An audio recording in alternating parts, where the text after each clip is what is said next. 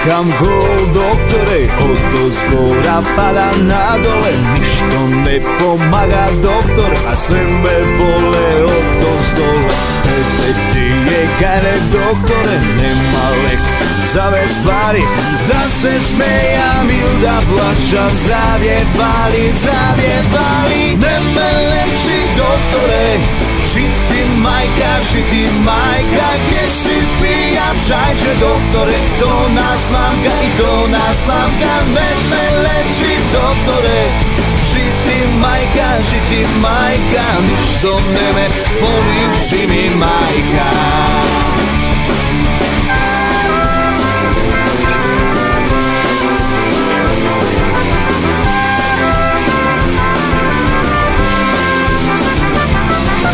Dijagnoza samo davaš, ili hodnik ili čekalna. Na tvoja ta vrata trobam i ti plaćam na fiskalna. Katastrofa u Evropa, nesi gospod tuku leka.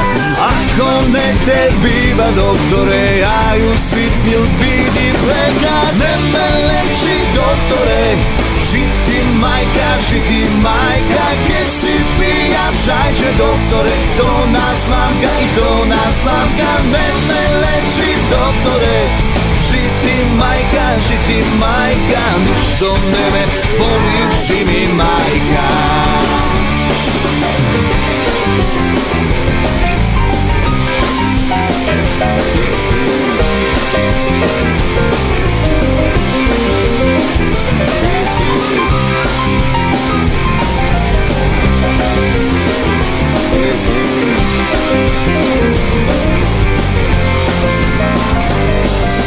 Ne me leči, doktore,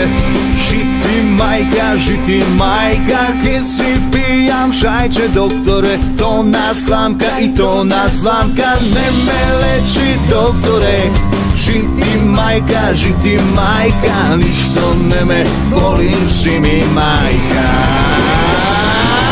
Ne me leči, doktore, žiti majka, gdje si pijam čajče, doktore, to naslamka i to naslamka. Ne me leči, doktore, žiti majka, ništo ne me boli, živi majka. Ništo ne me boli, živi majka. Абе, ти доктор си или кондураджија? Си ме сошил као фудбал.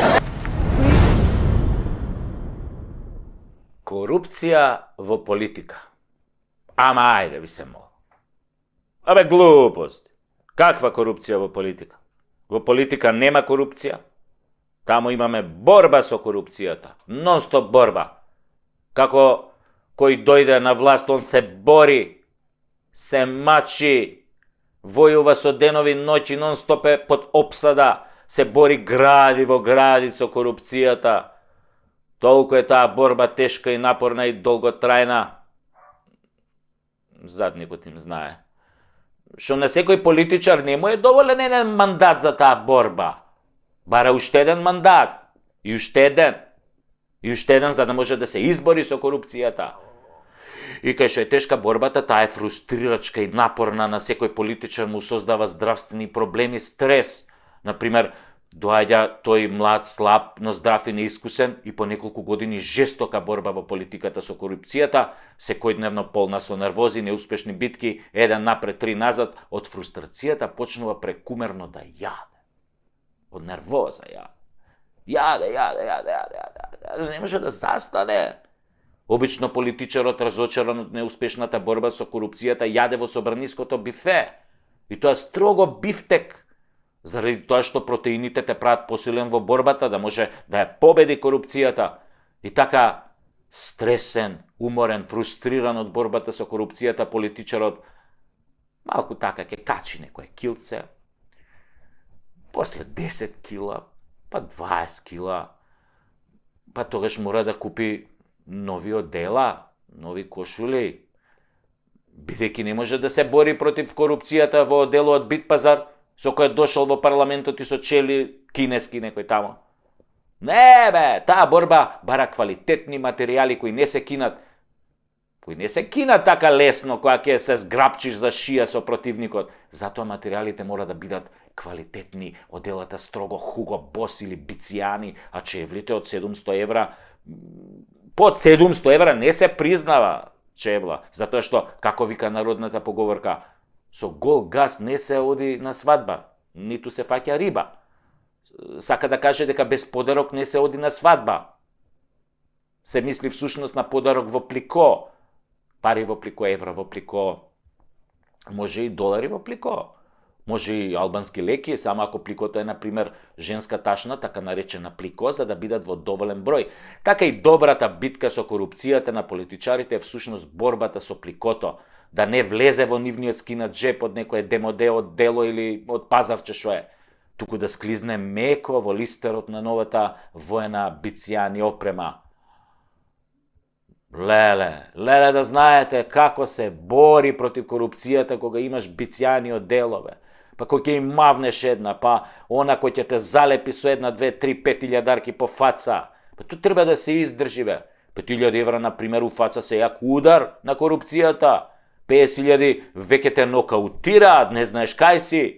Прашуваш кој го исклучи светлото? Кој го исклучи? И насмењате тера со 50.000 евра кој ќе те мавне корупцијата. Кој го исклучи светлото?